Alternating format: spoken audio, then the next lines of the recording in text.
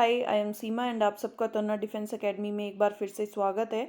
और आज हम फिर से जो है वो आर्मी क्लर्क का टेस्ट पेपर करेंगे। तो हम अब हमारा आर्मी क्लर्क का टेस्ट पेपर देखेंगे। और जैसा कि एज यूजुअल फर्स्ट सेक्शन जो आपका हमेशा जो है इसमें जीके का रहता है, तो अब हम देखते हैं कितने अच्छे अच्छे क्वेश्चंस हम आपके सामने लेकर आए हैं।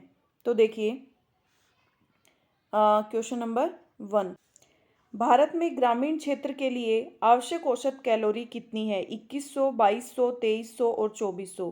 तो भारत में ग्रामीण क्षेत्र के लिए जो आवश्यक औसत कैलोरी है वो आपकी है 2400। कितनी है? 2400। अब देखिए क्वेश्चन नंबर 2, भारतीय संविधान में कितने प्रकार के न्यायिक आदेश हैं? 5 हैं, 4 हैं, 3 हैं और 2 हैं। तो भारत में 5 प्रकार के न्यायिक आदेश हैं। ऑप्शन नंबर ए आपका करेक्ट आंसर हो जाएगा। अब देखिए क्वेश्चन नंबर 3, स्वराज मेरा जन्मसिद्ध अधिकार है और मैं इसे लेकर रहूंगा नारा किसने दिया था? महात्मा गांधी ने, सुभाष चंद्र बोस ने, बाल गंगाधर तिलक ने या लाला लाजपत राय ने? तो स्वराज मेरा जन्मसिद्ध अधिकार है और मैं इसे लेकर रहूंगा, ये नारा बाल गंगाधर तिलक ने लिया था। ऑप्शन नंबर सी आपका करेक्ट आंसर हो जाएगा। अब देखिए क्वेश्चन नंबर 4 है, भारत के किस राज्य के पास सबसे लंबा समुद्री तट है? केरल के पास, गुजरात के पास, आंध्र प्रदेश के पास या तमिलनाडु के पास? तो भारत के जो गुजरात है उसके पास सबसे लंबा समुद्री तट है। किसके पास है?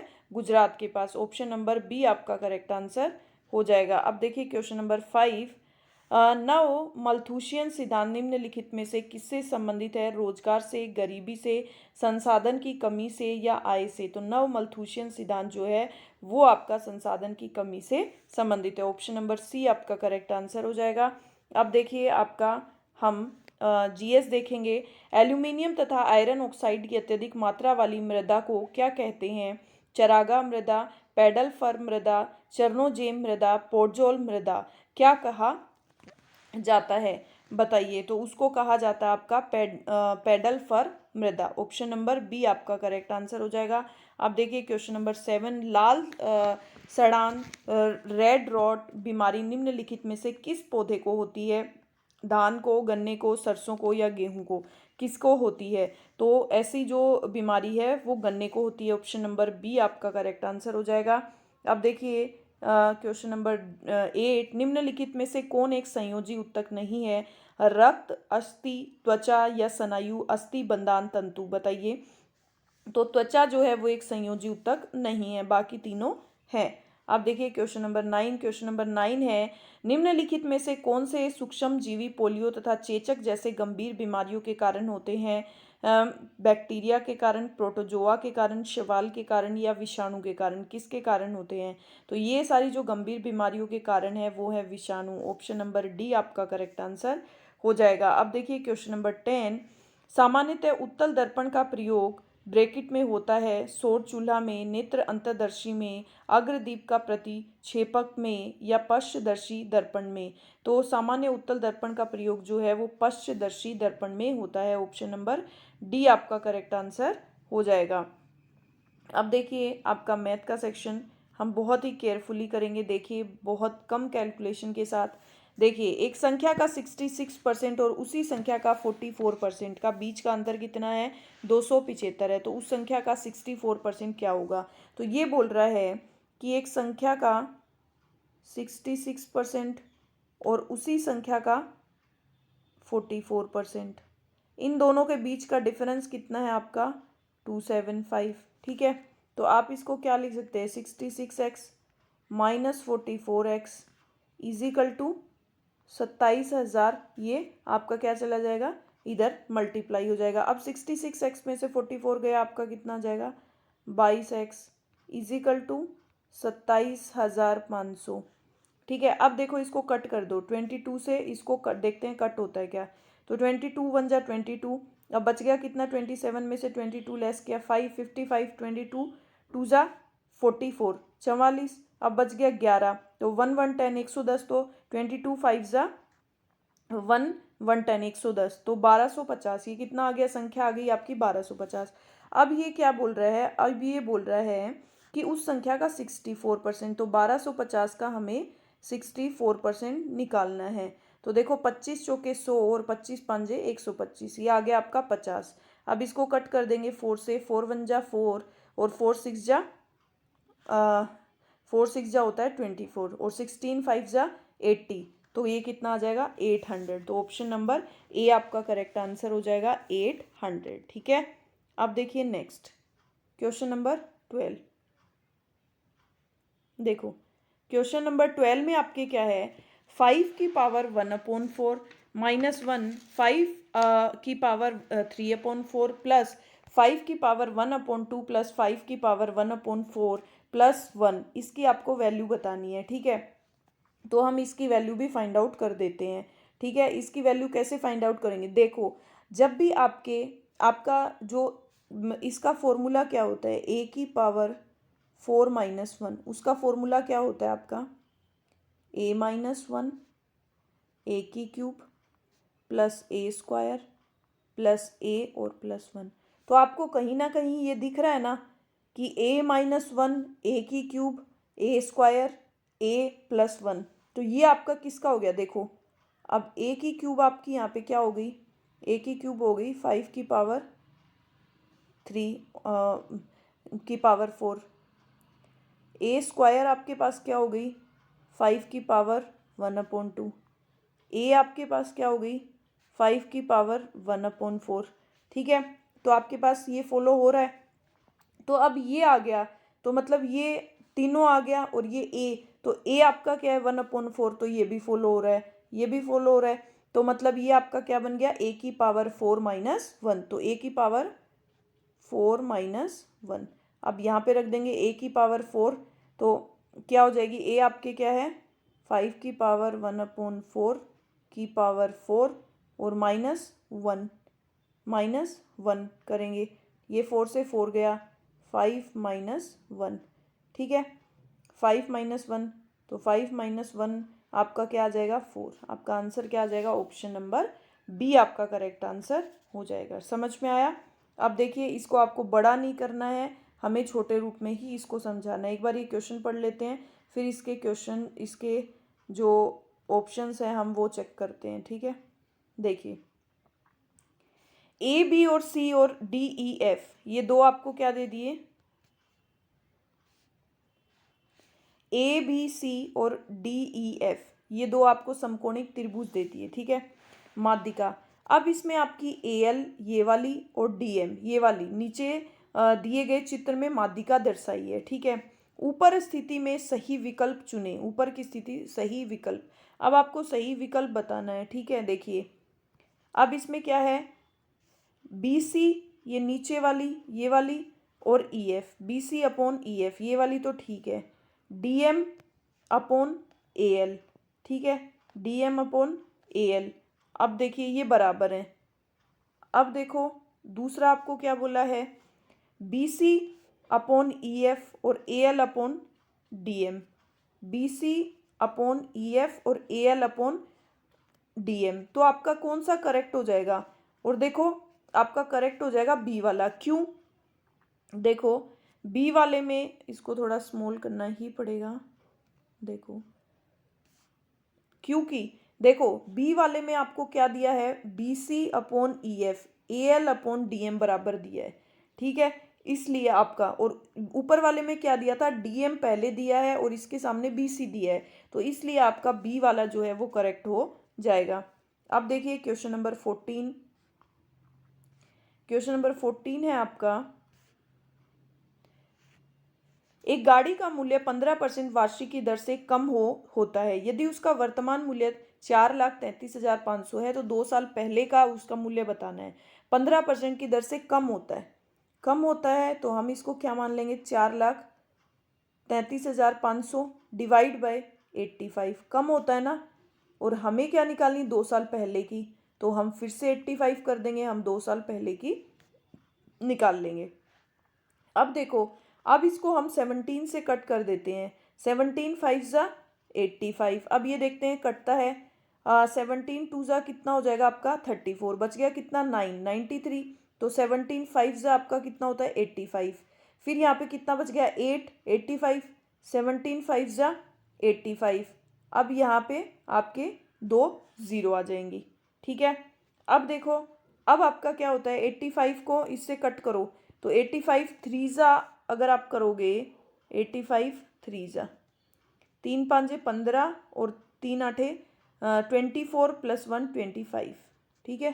तो ये कितना हो जाएगा आपका 85 5 सॉरी 3 ठीक है। और ये आ गया आपका 300, ठीक है।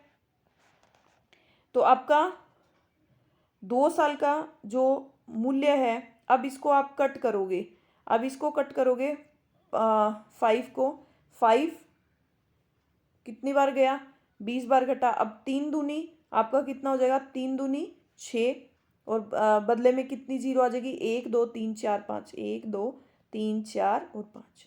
तो ये कितना आ जाएगा, 2 साल पहले इसकी वैल्यू कितनी थी, 6 लाख रुपए, ठीक है। अब देखिए next question, question number 15। Question number 15 है, यदि ए बी सी रेशो 2:3:5 है और सी और डी का रेशो 2:5 है तो ए रेशो डी बताइए, ठीक है। तो अब हम देखिए इसमें हम क्या करते हैं, देखो ए रेशो बी रेशो सी इसी तरह लिखते हैं। तो 2 रेशो यहाँ लिखते हैं 2:3:5। अब सी और डी आपका कितना है, सी और डी है आपका 2:5, ठीक है। यही है ना, ए बी सी और डी, यही था ना। अब देखो हम मल्टीप्लाई करेंगे, देखो हमें ए डी चाहिए ना, 2 दूनी 4, 3 दूनी 6, 5 दूनी 10 और 5 5 इसको करेंगे 25। अब आपको रेशो किसका चाहिए, ए और डी का। ए और डी का रेशो हमारा क्या आ गया, 4 और 25, 4 और 25। तो ऑप्शन नंबर ए आपका करेक्ट आंसर हो जाएगा, 4:25। अब देखिए क्वेश्चन नंबर 16। क्वेश्चन नंबर 16 है आपका, 35 लीटर के एक मिश्रण में जल तथा अम्ल का अनुपात 6:1 है। तो हम क्या कर लेंगे, 35 लीटर के इसमें जल और अम्ल का जो है वो मिश्रण निकाल लेते हैं, ठीक है। तो ये कितना 35 इंटू रेशो है 6 अपॉन टोटल कितना हो गया 7। तो 7 5 35। तो ये आपका क्या है, जल और ये आपका अम्ल, ठीक है। तो 5 6 30 और ये आपका कितना हो जाएगा 5 1 5। अब ये क्या बोल रहा है, यदि मिश्रण में 5 लीटर अम्ल मिला दिया जाए, इसमें 5 लीटर अम्ल और मिला दिया तो नए मिश्रण में जल और अम्ल का अनुपात, तो नए मिश्रण में कितना हो जाएगा, ये हो गया 30 और ये 5 और 5 10, 0 से 0 गया, आपका रेशो कितना आ गया जल और अम्ल का 3:1, ठीक है। Is it clear. अब देखो हम नेक्स्ट क्वेश्चन पे चलते हैं हमारे।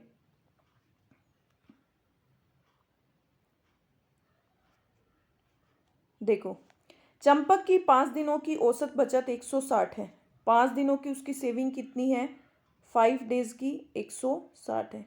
तो 16 पंजे 80, मतलब उसकी 800 रुपये की बचत है। यदि उसकी फर्स्ट 4 दिनों की बचत कितनी है, 155 रुपये, 170 रुपये, 134 रुपये और 168। तो 5वें दिन की बचत निकालनी, तो हम इनको ऐड कर लेते हैं, हम यहीं ऐड कर लेंगे। देखो 8 और 4 12, 12 और 5 कितना 7। अब देखो 7 और 3 10, 10 और 6 16, 16 और 16 और 5 21, 21 और ये कितना आया था आपका 21 और 1 2। अब ये हो जाएगा 1 2 3 4, 4 और 5 6, ये कितना आ जाएगा आपका 627। अब इसमें से लेस कर देंगे, 10 में से 7 गया 3, 9 में से 2 गया 7 और 7 में से 6 गया 1, 173। अब 173 हम आंसर चेक कर लेते हैं, ऑप्शन नंबर डी हमारे पास आंसर है। तो उसके 5वें दिन की बचत कितनी हो जाएगी 173। Is it clear.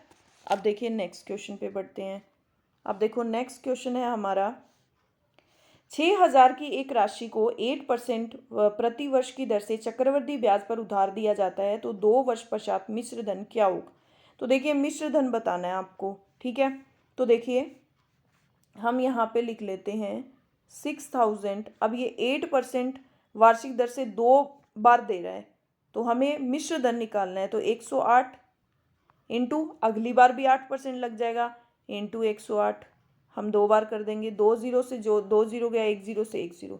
अब देखो मल्टीप्लाई करने का तरीका क्या है, देखो 108 का स्क्वायर कितना होता है, तो 108 के अंदर आप 8 ऐड कर दो, कितना हो जाएगा 116 हो गया। 116। अब 8 की स्क्वायर आपकी कितनी होती है? 64। अब इसको 6 से मल्टीप्लाई कर दो और नीचे क्या कर देना आप? 10। तो आपके लिए इजी हो जाएगा। तो देखो 6 चौके 24, 24, 2 कैरी, 6 6 जा 36, 36 और 2 8, 36 और 2 38। अब देखो 3 कैरी, 6 6 जा 38, 36, 36 प्लस 3 39, 3 कैरी, 6 1 जा 6 और 3 9, 6 1 जा 6।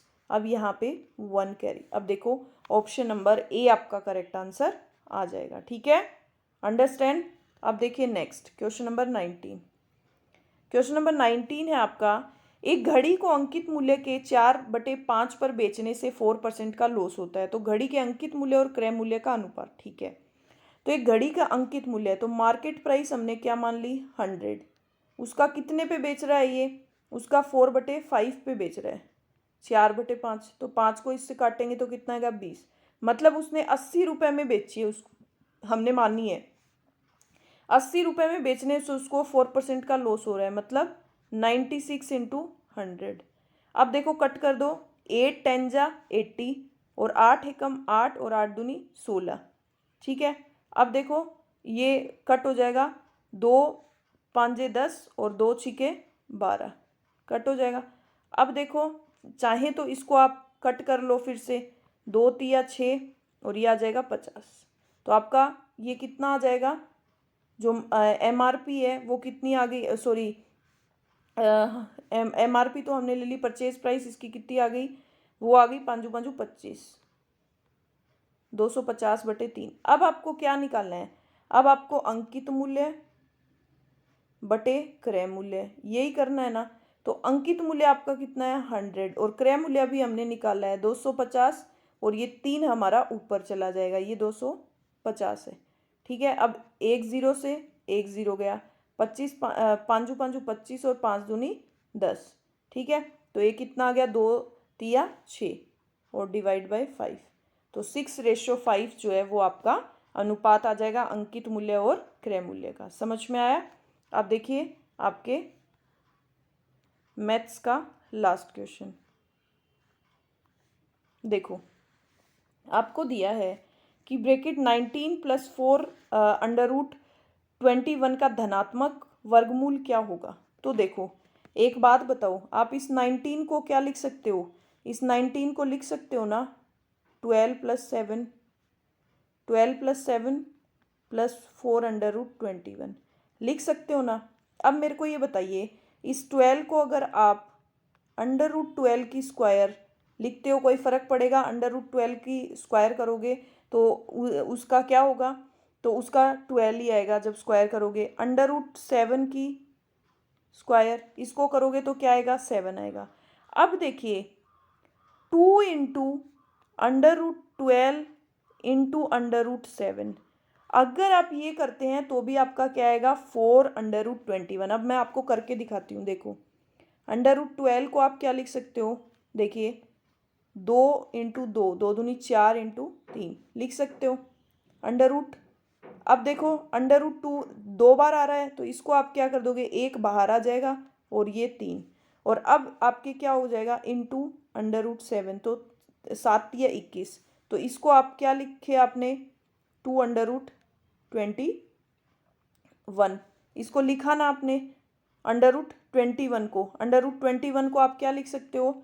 √21 को लिख सकते हो आप 21। ठीक है, अब देखो अब इस 2 को आपने 2 √7 या 21 आया ना, तो अब आप इसको क्या लिख सकते हो? √12 की स्क्वायर प्लस √7 की स्क्वायर प्लस, अब आपने इसको लिखा √12 इंटू √7 को जब सोल्व किया तो आपका क्या आया? 2 इंटू 2 √21, यही आया ना। √12 इंटू √7 को आपने जब सोल्व किया तो आपका आया 2 √21। अब मेरे को बताइए इसमें और इसमें कोई डिफरेंस है? इसमें और इसमें ये सेम है ना।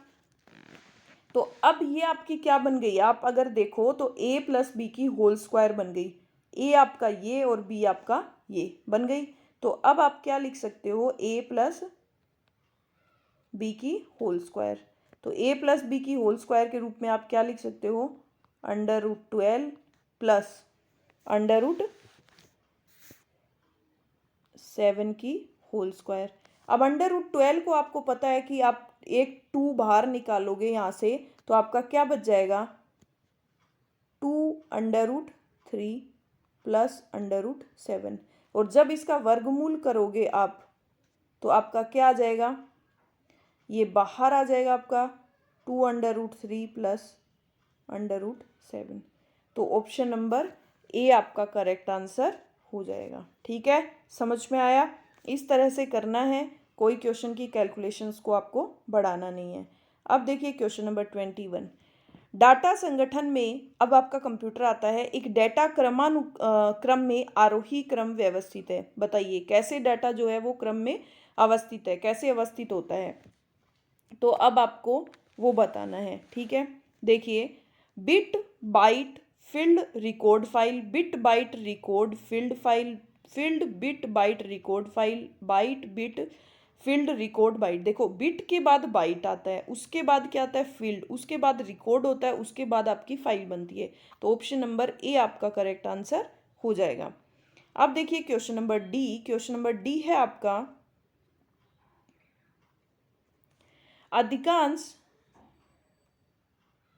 अधिकांश माइक्रो कंप्यूटर के एएलयू तथा कंट्रोल यूनिट एक एकल सिलिकॉन चिप पर संयोजित एवं निर्मित होते हैं। वो क्या कहलाते हैं, एएलयू, मोनोचिप, माइक्रो प्रोसेसर या माइक्रोफिल्म। तो वो कहलाते हैं आपके micro processor. Option number C आपका करेक्ट आंसर हो जाएगा। अब देखिए क्वेश्चन नंबर 23। प्रोसेसर उदाहरण है कंप्यूटर के आउटपुट यूनिट का, टावर केस का, सॉफ्टवेयर का और हार्डवेयर का। तो वो किसका उदाहरण है, वो है आपका हार्डवेयर का। ऑप्शन नंबर डी आपका करेक्ट आंसर हो जाएगा। अब देखिए क्वेश्चन नंबर 24 है आपका, निम्नलिखित में से कौन सा एक सॉलिड स्टेट स्टोरेज डिवाइस का उदाहरण नहीं है, flash memory, memory card, RAM और यूएसबी ड्राइव। तो सॉलिड स्टेट स्टोरेज डिवाइस का उदाहरण फ्लैश मेमोरी नहीं है। ऑप्शन नंबर ए आपका करेक्ट आंसर हो जाएगा। अब देखिए question number 25। M S Word में लैंडस्केप मोड होता है जब पेपर होता है सामान्य की तुलना में छोटा, सामान्य की तुलना में बड़ा, चौड़ाई की तुलना में लंबा, जितना चौड़ा है उतना ही लंबा। तो चौड़ाई की तुलना में लंबा। ऑप्शन नंबर सी आपका करेक्ट आंसर हो जाएगा। अब देखो हमारा कंप्यूटर का सेक्शन भी हो गया। अब हम करते हैं हमारा इंग्लिश का सेक्शन, जो बहुत ही इम्पोर्टेंट है इंग्लिश का सेक्शन। अब हम करेंगे वो ये हमारे लिए सबसे ज़्यादा स्कोरिंग पार्ट है। ठीक है, तो देखिए सबसे ज़्यादा स्कोरिंग पार्ट है, अब हम उसको लेते हैं। तो देखो फर्स्ट एज यूजुअल हमारा क्या आता है, पैसेज आता है।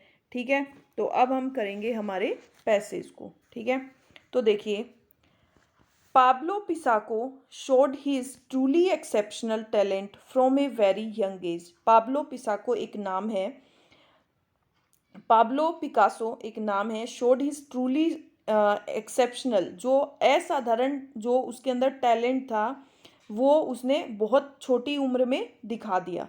जो उसके अंदर असाधारण साधारण जो खूबी थी उसको उसने बहुत छोटी सी उम्र में, यंग उम्र में ही दिखा दिया। हिज फर्स्ट वर्ड, उसका फर्स्ट जो वर्ड था वाज लैपिस। उसने जो फर्स्ट वर्ड बोला था, शब्द बोला था, वो था लैपिस, जो कि स्पेनिश फॉर पेंसिल, स्पेनिश में उसको पेंसिल बोला जाता है। And I learn to draw before he could talk, and I learn to draw, और उसने जो है वो ड्रॉ करना सीख लिया था बिफोर ही कुड टॉक, वह बोलता उससे पहले उसने लिखना सीख लिया था। He was the only son in the family, वह केवल एक ही लड़का था, बेटा था अपनी फैमिली का। एंड वेरी गुड लुकिंग, और दिखने में भी बहुत सुंदर था। सो ही वॉज थ्रूली स्पॉइल्ड, तो वह पूरी तरह से स्पॉइल्ड मतलब खराब हो गया था, पूरी तरह से बिगड़ गया था। ठीक है, मतलब लाडला था पूरे परिवार का, तो उस चीज़ के कारण वो पूरा स्पॉइल्ड हो गया था। आई हेटेड स्कूल, मैंने वो स्कूल से पूरी तरह नफरत करता था। And often refuse to go unless his doting parents allowing him to take one of his parents pet pigeons with him. And often refuse, और वो रिफ्यूज टू गो अनलेस, वो तब तक, शायद वो जब तक मना करता था कि जब तक हिज डोटिंग पेरेंट्स, उसके जो माता पिता थे, अलाउड, उसको अनुमति नहीं दे देते थे to take one of his father, जो उसके पिताजी ने जो पालतू जो कबूतर पाल रखे थे उसमें से एक को उसको ले जाने की अनुमति नहीं दे देते थे, जब तक वो जो है वो जाने के लिए मना करता था। अपार्ट फ्रॉम पीजन्स, कबूतरों के अलावा his great love was art, उसकी जो ग्रेट, जो महान प्यार था, प्रेम था, वो किससे था? कला से था। And when in 1891 his father, 1891 में जब उसके पिताजी ने, who was an amateur artist, जो कि एक बहुत ही महान कलाकार थे, got a job as a drawing teacher a college, उन्होंने गोट ए जॉब, उन्होंने एक जॉब प्राप्त की एज ए ड्राइंग टीचर, चित्रकला के जो अध्यापक के रूप में, एक कॉलेज में।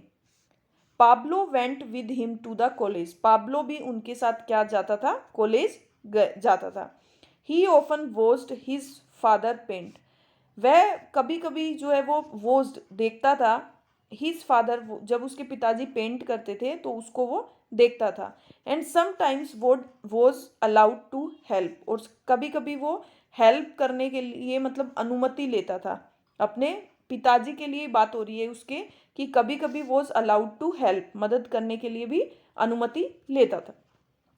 One evening his father was painting a picture of their pigeons when he had to leave the room, एक शाम हिज फादर वॉज, उसके पिताजी क्या कर रहे थे? एक पिक्चर, फोटो बना रहे थे ऑफ देयर पीजन्स, अपने कबूतरों की। When he had to leave the room, जब वो रूम को छोड़कर चले गए। He return to find that Pablo had completed to picture, he return to, जब वो वापस आए, टू फाइंड, उन्होंने पाया, दैट की Pablo had completed to, Pablo ने वो पिक्चर, जो फोटो थी, उसको कंप्लीट कर दिया। And it was so amazingly beautiful, और वो बहुत ही अमेजिंगली, आश्चर्यचकित सुंदर, मतलब बहुत ज़्यादा सुंदर थी वो, जिसका इमेजिनेशन नहीं किया जा सकता, इतनी ज़्यादा सुंदर थी। एंड लाइफ लाइक, और जीवन से जुड़ी हुई थी। And that he gave his son his own प्लेटी एंड ब्रशेस, ही गेव, उसने दिया, मतलब उसके पिताजी ने अपने बेटे को दिया, हिज ओन, अपनी प्लेटी एंड ब्रशेज, उसने अपनी प्लेटी और ब्रश जो थी वो अपने बेटे को दी। And never painted against Pablo was just, और अपने बेटे, मतलब पाब्लो के अगेंस्ट उन्होंने कभी भी पेंटिंग नहीं की। वॉज, उस समय पाब्लो जस्ट कितने का था? 13 साल का ही था। अब देखिए हम क्वेश्चंस पढ़ेंगे। क्वेश्चंस हमारे एज यूजुअल पहले ग्राफ में से ही होंगे। तो एज ए बॉय पाब्लो पिसाको वॉज, एज ए बॉय, एक बॉय के संबंध में पाब्लो पिसाको जो था वो क्या था? ऑर्डिनरी लुकिंग, सामान्य लुकिंग, बट टैलेंटेड, लेकिन टैलेंटेड था। हैंडसम और टैलेंटेड दोनों था। हैंडसम एंड स्टूडियस था, पढ़ाई वाला बहुत ज़्यादा था। हैंडसम एंड हार्ड वर्किंग था। तो पाब्लो पिसाको जो था वो क्या था? वो हैंडसम एंड टैलेंटेड दोनों था, सुंदर भी था और टैलेंटेड भी था। अब देखिए क्वेश्चन नंबर 27 है, he was spoiled mostly because he was, वह मतलब मोस्ट स्पोइल्ड हो गया था, क्यों? Because he was a smart boy, वह एक सुंदर लड़का था। Loved by one and all, loved by one and all, एक के द्वारा और सभी के द्वारा। The only son in the family, वो परिवार का सिर्फ इकलौता बेटा था। Always surrender by nutritious boys, तो the only son in the family, वो परिवार में सिर्फ अकेला बेटा था, इसीलिए वो क्या हो गया था? इसीलिए वो बिगड़ गया था। पिसाको पिसाको went to school only when, पिसाको school कब जाता था? ओनली वेन, केवल हिज फ्रेंड्स अकम्पनीज हिम, उसके दोस्त उसके साथ जाते थे। His father went with him, उसके पिताजी जाते थे। He was always allowed to paint at school, नहीं, उसको पेंट, स्कूल में पेंट करने के लिए अलाउ किया जाता था। He was allowed to carry a pet with him, उसको जब एक पालतू, जो मतलब पीजन था, उसको कैरी करने के लिए, साथ ले जाने के लिए अनुमति दी जाती थी, तब वह स्कूल जाता था। तो ऑप्शन नंबर डी आपका करेक्ट आंसर हो जाएगा। अब देखिए question number 29, when his father painted in the college Pablo, जब उसके पिताजी कॉलेज के में जब पेंटिंग करते थे तो पाब्लो ओकेजनली हेल्प करता था उनकी, रेयरली कभी कभी, ऑलवेज हेल्प, इन वेरिएबली हेल्प। तो वो क्या करता था, वो ओकेजनली उनकी हेल्प करता था। अब देखिए question number 30। Pablo's father gave up painting because he, Pablo के फादर ने उसको पेंटिंग दी क्योंकि did not like the job, उनको जॉब पसंद नहीं थी। Retired from the college, college से रिटायर हो गए थे। Was impressed by his son talent, वो अपने बेटे के टैलेंट से इम्प्रेस हो गए थे। ऑप्शन नंबर सी आपका करेक्ट आंसर। देखो सारे क्वेश्चंस के आंसर आपके पैराग्राफ में से ही है, तो अगर पैराग्राफ अच्छे से रीड कर लोगे, 1 से 1.5 मिनट का टाइम आप पैराग्राफ को दे दोगे तो आप अपने सारे क्वेश्चन करेक्ट कर सकते हो। She painted break it beautiful scenery in water colour while seating in break it garden. तो शी पेंटेड, अब ब्यूटीफुल, तो ब्यूटीफुल, तो तो ये कौन सा कॉन्सोनेंट साउंड आ रही है, तो यहाँ पे आएगा ए, कि शी पेंटेड, उसने पेंट की एक beautiful scenery in water colour से, वाइल सीटिंग, जब सीटिंग इन ए गार्डन, जब कहाँ पे बैठी, एक गार्डन में बैठी थी। तो ऑप्शन नंबर आपका कौन सा करेक्ट हो जाएगा, इसके अंदर आएगा आपका इन द गार्डन, सॉरी, एक पर्टिकुलर गार्डन की बात हो रही है तो यहाँ पे इन ए गार्डन नहीं आएगा, यहाँ पे आपका द का यूज होगा। ठीक है, यहाँ पे तो आएगा she painted a beautiful scenery in water colour while sitting in the garden, जब वो गार्डन में बैठी थी। तो ए और द का प्रयोग, ऑप्शन नंबर ए आपका करेक्ट आंसर हो जाएगा। अब देखिए क्वेश्चन नंबर 32 के अंदर देखो, she went to the market, वह मार्केट गई, टू परचेज, अब यहाँ पे फ्यू के साथ आपके क्या आता है, उसने कुछ ग्रोसरी परचेज की, तो a few groceries and A kilogram of apples before returning home. तो इसमें आपका क्या आ जाएगा, ए और ए दोनों करेक्ट है। तो अब ऑप्शन नंबर बी आपका करेक्ट आंसर हो जाएगा। अब देखिए क्वेश्चन नंबर 33 है आपका, अनदर ग्रोथ ट्रिगर, जो ग्रोथ ट्रिगर है for break it power sector has been electricity act formulated by government. ये तो देखो किसी एक्ट के बारे में आपके बात हो रही है, तो यहाँ पे आपके क्या आएगा, द आएगा, क्या आएगा, द आएगा, क्योंकि यहाँ पे आपके किसकी बात हो रही है, कोई आपके पर्टिकुलर एक्ट की बात हो रही है। अब यहाँ पे भी क्या आएगा, another growth trigger for the power sector. ठीक है, ये पर्टिकुलर चीज़ों के बारे में बात हो रही है, तो यहाँ पे आपके डिफाइनाइट आर्टिकल आएंगे, ऑप्शन नंबर बी आपका करेक्ट आंसर हो जाएगा। अब देखिए क्वेश्चन नंबर 34 में है, अब आपको क्या करना है, टेंस बताना है। I break it all my work so I am free till Monday, मतलब मैंने अपना सारा काम कर लिया है। ठीक है, so I am free till Monday, तो मैं मंडे तक क्या रहूँगी, मैं मंडे तक फ्री रहूँगी, मंडे तक फ्री हूँ। तो यहाँ पे आपका क्या आएगा, यहाँ पे आप क्या आएगा, मैंने सारा वर्क कर लिया है, तो ये प्रेजेंट की बात हो रही है, तो प्रेजेंट परफेक्ट होगा, हैव डन, कंप्लीट कर लिया है। तो ऑप्शन नंबर बी आपका करेक्ट आंसर हो जाएगा। He break it here in 1995, मैं 1995 से यहाँ पे हूँ। तो I has been working, worked, is working और वर्कड, तो ही वर्कड हियर, मैंने यहाँ 1995 में काम किया। तो ऑप्शन नंबर बी आपका पास्ट टेंस आ जाएगा यहाँ पे। अब देखिए question number 36, I am sorry about his noise you hear, जो तुमने नॉइज सुना उसके लिए sorry. She break it for a concert, she is practicing for a, अभी प्रेजेंट की बात हो रही है कि वह जो है वो क्या कर रहे हैं, कॉन्सर्ट के लिए प्रैक्टिस कर रहे हैं। तो ऑप्शन नंबर बी आपका करेक्ट आंसर हो जाएगा। अब देखिए क्वेश्चन नंबर 37 है, choose the alternative active voice of sentence, active voice बताना है। तो शी इज हेल्प्ड, देखो the poor are helped by her की जगह क्या आ जाएगा, she.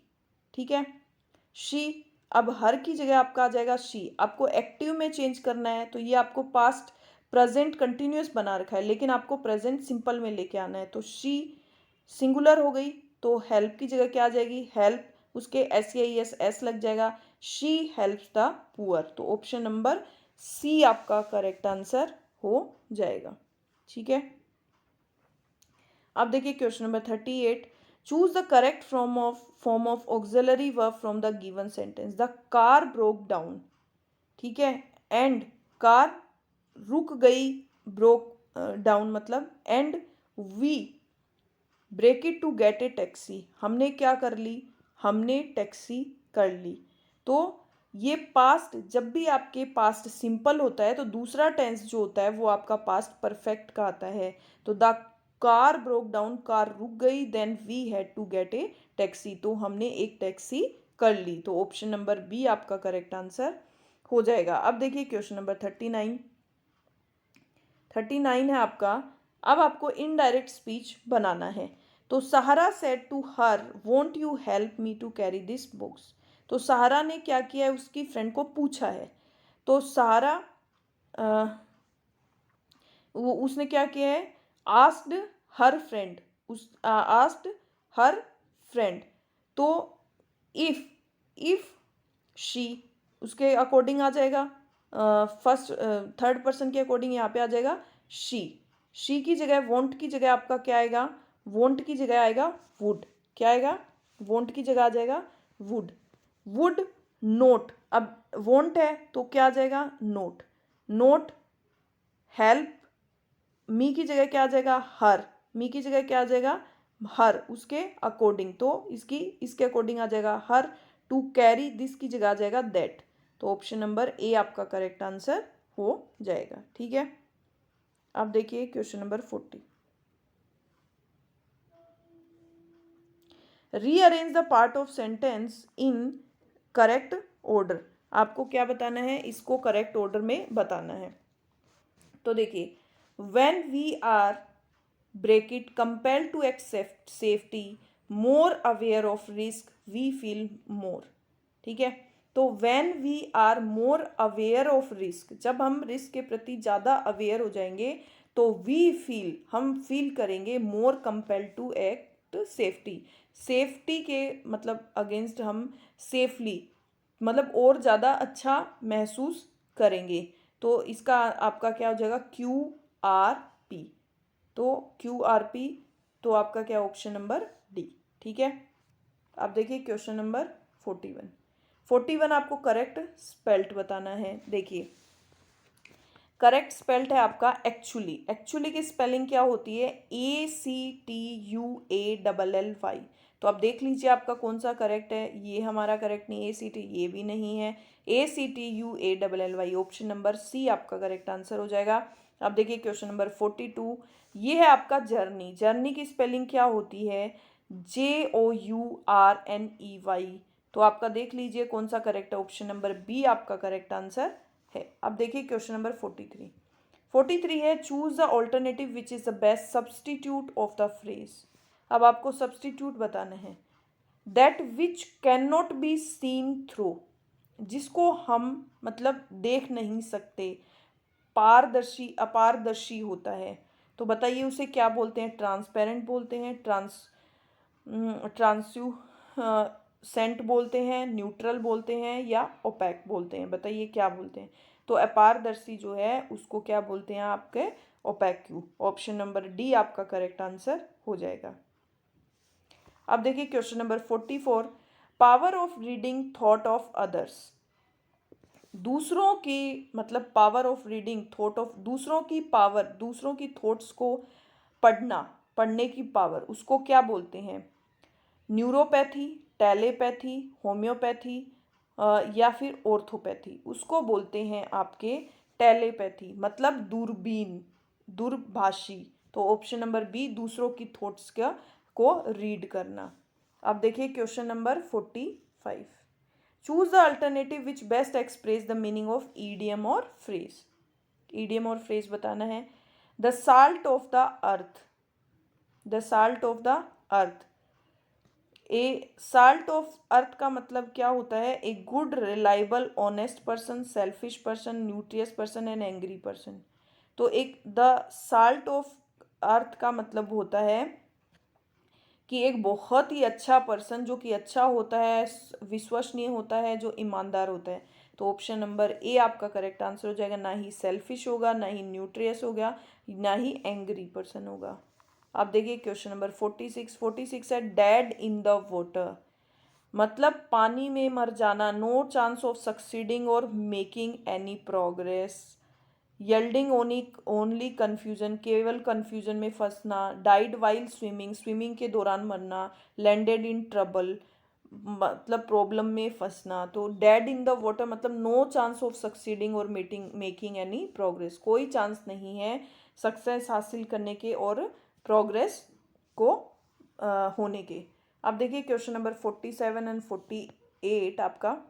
Choose the synonym which best express the meaning of given word. आपको सिनोनिम बताना है। तो देखिए इंटीग्रेंट, तो इसका मतलब क्या होता है? इंटीग्रेंट का मतलब ग्लीफुल, आइटम, हैप्पी और प्लीज्ड। तो ग्लीफुल जो है इसका मतलब क्या होता है? बहुत खुश। इंटीग्रेटेड का मतलब होता है आइटम, चीजें। तो इसका आंसर हो जाएगा आपका सिनोनिम आइटम। हैप्पी खुश, प्लीज्ड खुश। ऑप्शन नंबर बी आपका करेक्ट आंसर हो जाएगा। अब देखिए क्वेश्चन नंबर 48। 48 का मतलब है आपका ओवरफ्लेम्ड। ओवरफ्लेम्ड का मतलब होता है आश्चर्यचकित हो जाना बहुत ज़्यादा। ठीक है, ओवरफ्लेम्ड हो जाना मतलब सरप्राइज हो जाना। तो ऑप्शन नंबर ए। काम मतलब शांति, काइंड मतलब दया, पीसीएबल मतलब शांति। ऑप्शन नंबर ए आपका करेक्ट आंसर हो जाएगा। अब देखिए क्वेश्चन नंबर 49। अब इसको ऑपोजिट बताना है। ऑपोजिट का मतलब ऑपोजिट बताना है आपको। डोसाइल का मतलब होता है आपका, इसका मतलब होता है विनम्र। क्या मतलब होता है इसका? विनम्र। तो इजी, तो आपको पता ही है, इजी आसान। अनविलिंग, अनविलिंग का मतलब अनचाहा, जो अनिच्छुक हो। तो इसका क्या हो जाएगा? एक तो विनम्र, विनम्र का उल्टा क्या हो जाएगा? अनविलिंग, जो अनिच्छुक हो, कोई काम करने का उसका मन नहीं करे, उसकी इच्छा हो, तो वो मतलब अविनम्र। एग्रीएबल मतलब सहमति। अडोप्टेबल मतलब अडोप्ट करने योग्य। तो ऑप्शन नंबर बी। अब लास्ट है आपका जैनी। जैनी का मतलब है हठी। क्या होता है? जैनी का मतलब होता है कोई जो हंसी मजाक करता है ना, उसको बोलते हैं। जो मस्खरी करता है, जो हंसी मजाक करता है। तो इसका आपको उल्टा बताना है। फनी तो मतलब वही हो जाएगा। सोबर, सोबर का मतलब होता है शांत। सोबर का मतलब क्या होता है? शांत। जैनी मतलब हंसी। अगर इसका आपका सिनोनिम आता तो फनी हो जाता। डम मीन्स बुद्धू, फूल मीन्स भी बुद्धू। तो सोबर हो जाएगा शांत। ऑप्शन नंबर बी आपका करेक्ट आंसर हो जाएगा। आपके 50 क्वेश्चन कंप्लीट हो गए। आई होप आप सबके लिए बेनिफिशियल होंगे। बताइए आप कितने क्वेश्चन राइट हुए हैं और कितने क्वेश्चन रॉन्ग हुए हैं। ठीक है, कल फिर मिलेंगे एक नई टेस्ट सीरीज के साथ। बाय।